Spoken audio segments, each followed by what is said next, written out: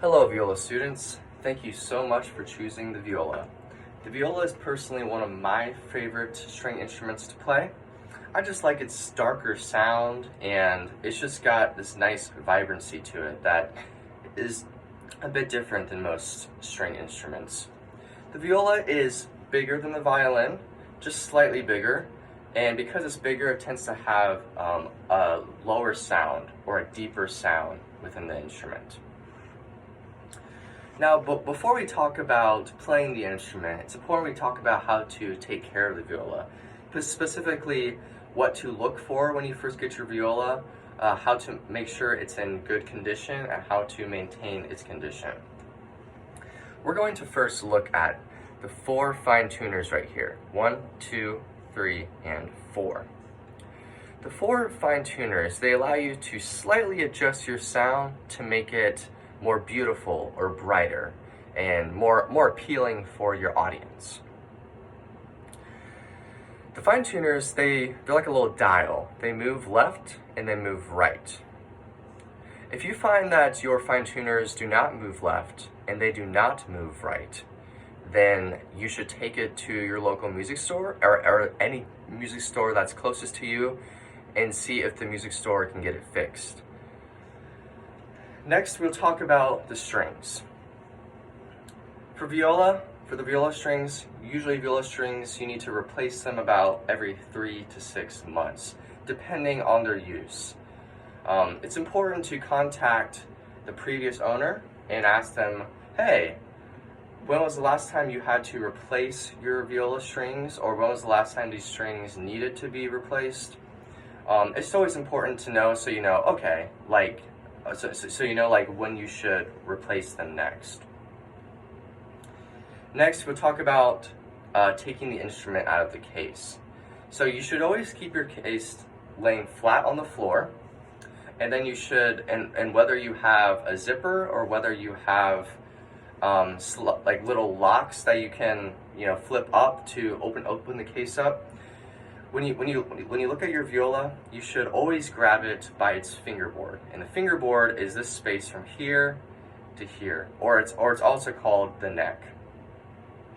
So you'd hold it just like this, and make sure you get a nice firm grip on it. You should really feel comfortable holding it, feeling that you have control over the instrument and where to take it, where to hold it, and it should feel fairly comfortable overall. Play. Next, we'll talk about the shoulder pad. So, with mainly the viola and the violin, we need some type of padding to be able to comfortably play. This right here is called the shoulder pad. So I'm just going to quickly put it on here real quick.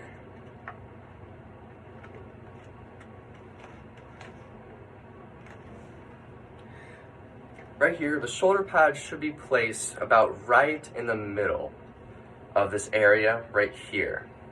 And what the shoulder pad does is it aligns with the curvature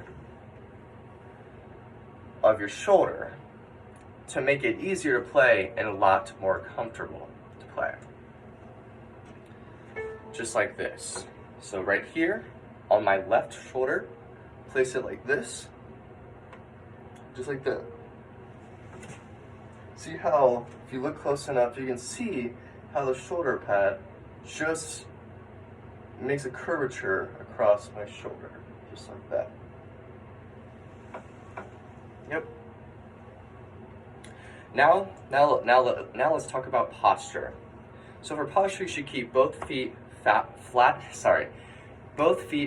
on the floor.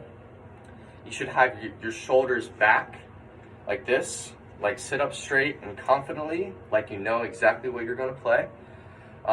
If you're sitting in a chair, you should move about 45 degrees, maybe slightly right here to play. It's just more comfortable for most viola players and violin players, and especially if you're going to play in an orchestra. It's courtesy to give your neighboring viola player more room for their bow. Next we'll talk about pizzicato and how to play pizzicato. Most viola students and violin students, they usually prefer to play with pizzicato before the bow. And that's because they can focus on playing the right notes correctly and getting the right tune to sound correctly. To correctly play pizzicato, you would place your thumb right here, just under the fingerboard. And then you would just gently pluck the string. Gently pluck, not too hard because, you know, the sound tends to ring. So just nicely pluck it. You just practice that a few times. Make sure that you're creating the quality of sound that you want. It's not like too loud or it's not too soft. It's just a nice, even sound. Next we'll talk about playing with open strings. So these right here are your 4 open strings.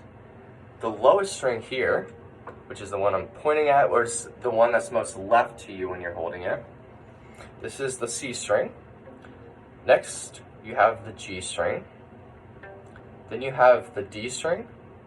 And lastly, the highest string is your A string. And these are called your open strings because these are your strings that you play when you have no fingers on the fingerboard. It's just strings playing like this.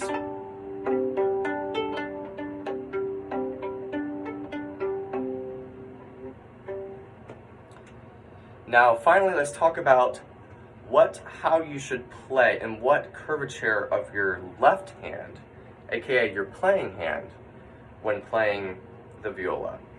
Kind of think of maybe grabbing a cup. So when you go up to grab a cup, you just go up, grab it like this, almost like a C position. Now take that exact position and apply it directly to the viola. So when you turn around, it should be almost like a cupped position, like this. Like a C, and your fingers just have a nice curvature resting right on the fingerboard. Your thumb, right here, your thumb, that goes right here, it should be placed roughly between your first finger, right here, and your longest finger, right here. Just for nice comfort and stability when playing the viola. So now that I've demonstrated how to properly play with curved fingers with the cup shape and how to play pizzicato, I will now demonstrate hot crossbones.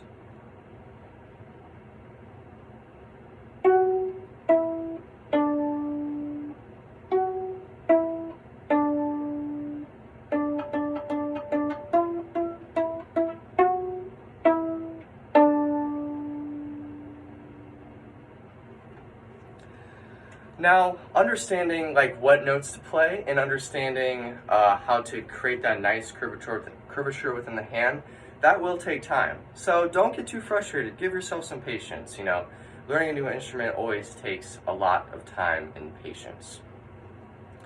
Now, finally, we'll get into everyone's favorite part, the bow. So, when removing your bow from your case, you want to do it nice and slowly. Make sure that it comes out nice and easy and that you're not sticking any of the strings to the case. The string, specifically this part right here, because you don't want any of the strings to break off or snap. You want it to be nice and clean. Next, we'll talk about tightening the bow. So to tighten the bow, a little bit here real quick. This part right here is the screw of the bow. And to tighten it, you have to turn it right to tighten and turn it left to loosen. So right here, for me to tighten it, I'll just gently turn this right until you eventually feel the bow tighten. You'll feel the bow slightly move just a little bit within your fingers. But usually, it should be about this distance when it's tightened. So roughly about a pinky's width is a pretty good distance for the viola bow. So you can comfortably play any song of your choice. Now, any song of your choice. Next, when holding the bow, you should have your pinky rest just on top of the stick right here, and right before the screw. Your thumb should rest right in the middle of here, and your fingers should just slightly curve right here to rest on top. So this is what the viola bow hold should look like. Just right here, give you different angles. Good. Now, at first this will feel awkward. It feel uncomfortable, and I completely understand that. You know, most people when they start out, they're the same way. But eventually, it'll just become very comfortable. And you should feel balance. You should feel that you're able to move it and maneuver it without it slipping from your hand or jiggling too much. It should stay pretty steady. So just always make sure you're checking off the checklist with your pinky is right on top of the stick, aka it's right above the bow screw, and that your fingers are just slightly curved with your thumb right in between. Now finally, let's create a sound with open bow strings. First you need to rest the bow hair on the strings, just very gently, very gently. You don't need to press hard, and just slide across. First, you may not create a good sound, but that's okay. We're learning, you're learning, we're doing this together. So we're just slightly pressing on there, and just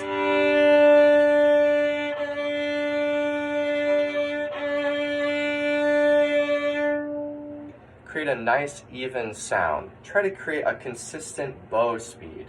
The consistent bow speed will allow the sound to become even and very clear.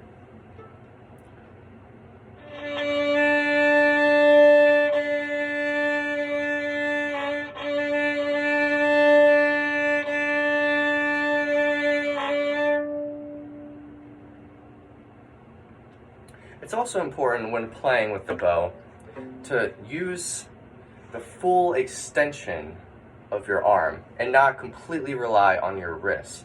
So to do that, you will actually move like this. So there will be a bend in your wrist, and your wrist would cave up. Bend in the wrist would cave up. So if I'm moving down on the bow, meaning like this,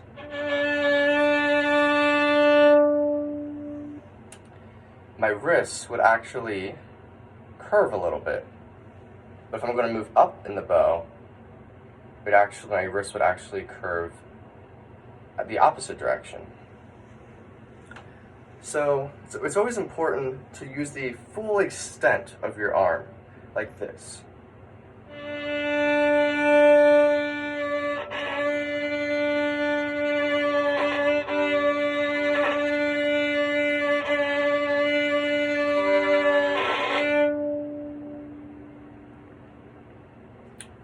Great. Thank you so much for listening. I hope you continue to practice and learn as much as you can about the viola. Thank you so much, and have a great day.